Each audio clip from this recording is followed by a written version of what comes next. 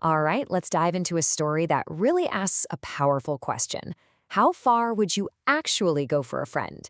We're about to follow a journey that literally spans continents, uncovers some pretty deep-seated lies, and shows us how courage can pop up in the most unlikely of places. So, let's get started.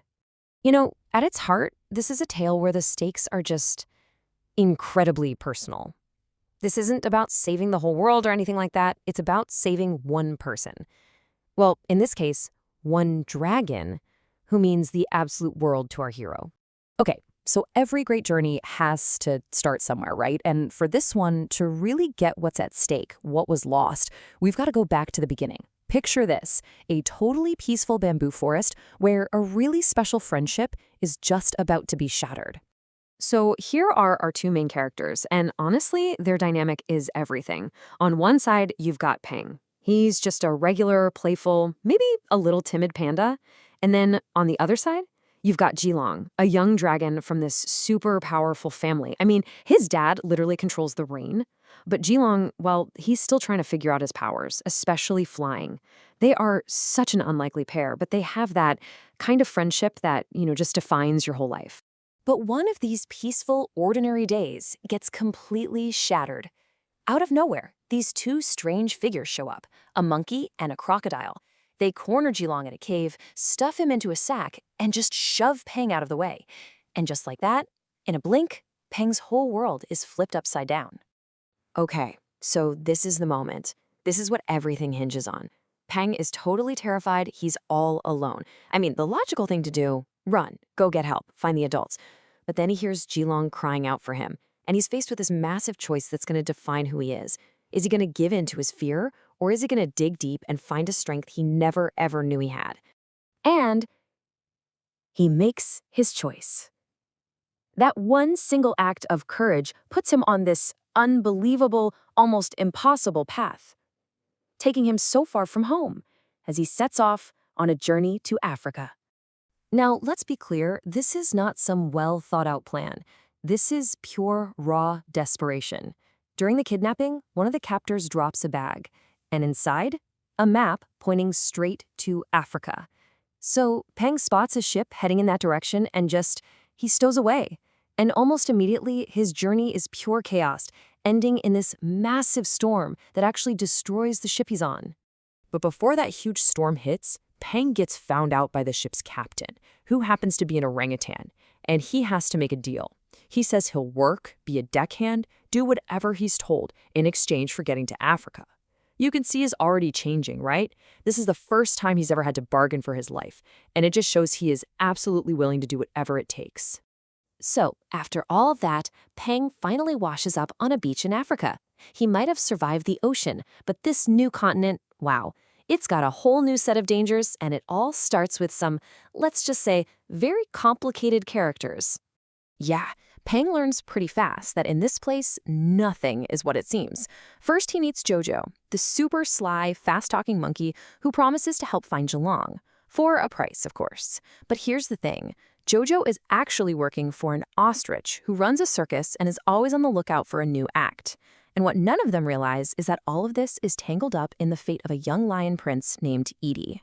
And just when Peng starts to think he can trust someone, nope. That trust is completely shattered. Jojo leads him right into a trap. So instead of finding his friend, Peng finds himself in chains, the newest and very unwilling star of the ostrich's circus. It feels like his whole quest has just hit a brick wall. But wait, here's a twist. Peng actually manages to break free. And when he does, he finds out that Jojo, the monkey who betrayed him, is a prisoner too.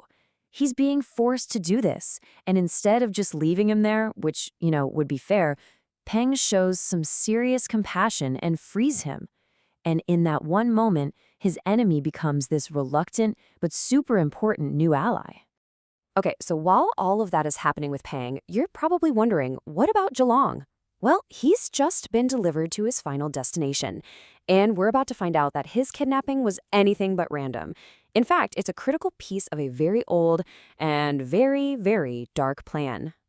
So let's meet the true villain of this story, Oscar, the young lion prince's uncle. Turns out he's been pulling all the strings, manipulating everyone, and ruling in his nephew's place. And his whole grab for power? It's built on one giant lie, that the hyenas were the ones who killed the king and queen.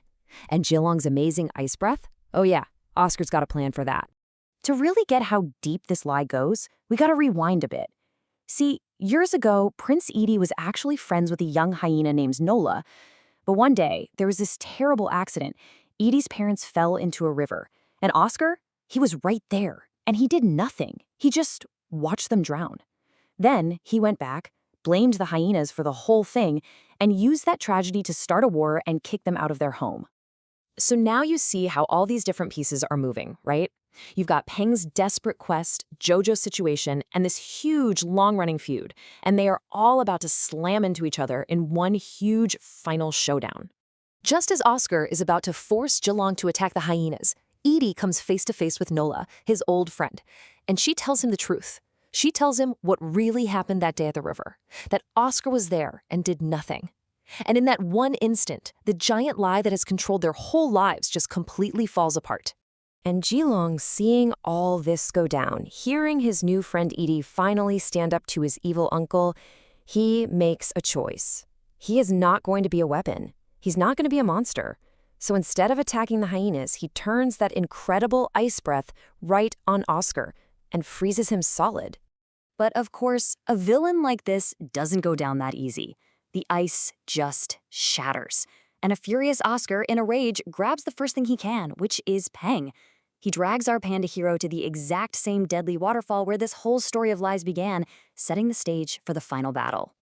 And this is where we see Peng's transformation come full circle. He's not that scared little panda from the bamboo forest anymore. Not even close. He fights back. He bravely stands up to this monster who has caused so much pain, and with one final courageous push, he sends Oscar plunging into the river below.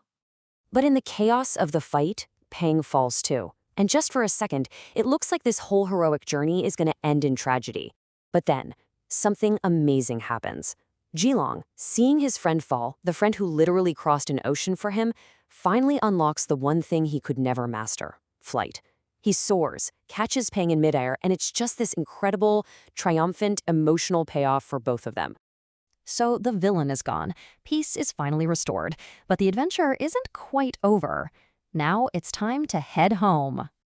Back in Africa, Prince Edie becomes King Edie, and his first act is to officially end the war and welcome the hyenas back.